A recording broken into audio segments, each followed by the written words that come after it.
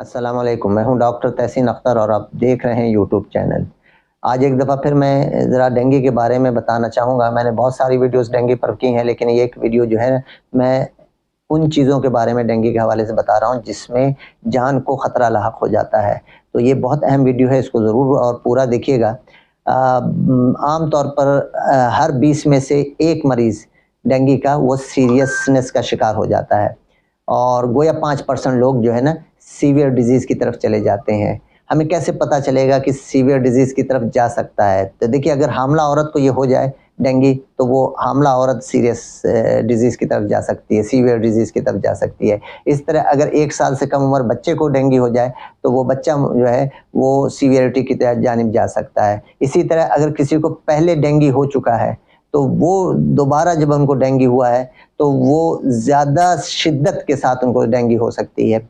और तीसरी चीज़ ये है कि देखिए, वैसे भी कोई सा भी केस सीवियर हो सकता है, तो सीवियरिटी की अलामात क्या हैं, तो उसको जहन में रखिए और फौरी तौर पर हॉस्पिटल से रुजू कीजिए अगर इनमें से कोई अलामात पैदा हो जाती हैं। नंबर 1, कहीं से भी खून का आ जाना।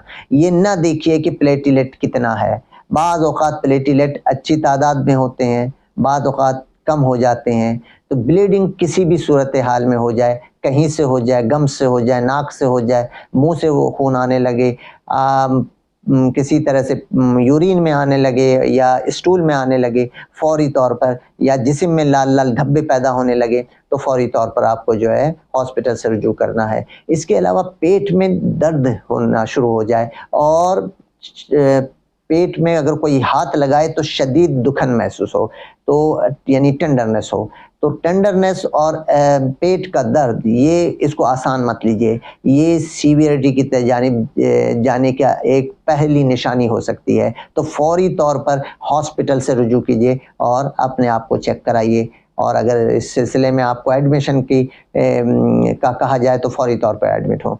फिर इसके अलावा ब्लड प्रेशर का गिर जाना, ये बहुत अहम बात है। अगर ब्लड प्रेशर गिर रहा है तो फौरी तौर पर हॉस्पिटल से रुजू कीजिए। ये चंद एक बहुत अहम अलामात मैंने बताई हैं। इसके अलावा अगर आपको झटके आ जाते हैं, किसी किस्म के फिट्स आ जाते हैं, फौरी तौर पर हॉस्पिटल से रुजू कीजिए। इंतज़ार में नहीं रहिए कि अभी 2 मिनट के लिए झटके आए थे और फिर ठीक हो गया, लेकिन फौरी तौर पर आप जाइए। किसी किस्म की इरिटेबिलिटी पैदा हो जाए, कुछ ज़हनी तौर पर कुछ बहकी बातें करने लगे पेशेंट, या इर्रेलेवेंट बातें करने लगे, तो उसमें भी आपको फौरी तौर पर रुजू करना है।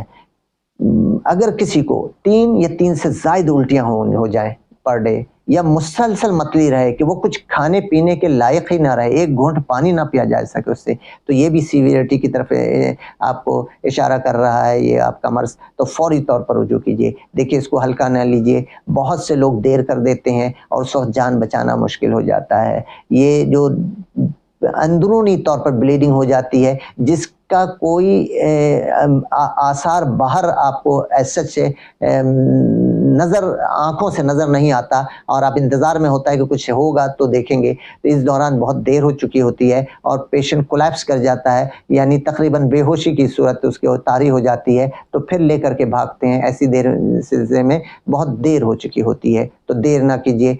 15 दिन की बीमारी है डेंगू, इसको 2 दिन और 4 दिन में ये मत समझ लीजिए कि ये बीमारी चली जाएगी। किसी को बुखार अगर 2 दिन में उतर गया है तो ये ना समझे कि बीमारी ख़त्म हो गई है। ये 15 दिन की बीमारी है। इसको मुकम्मल तौर पर जो है डॉक्टर के अपने डॉक्टर से राब्ते में रहिए और उन डॉक्टर से राब्ते में रहिए जो इस मर्ज़ को समझते हैं, जानते हैं।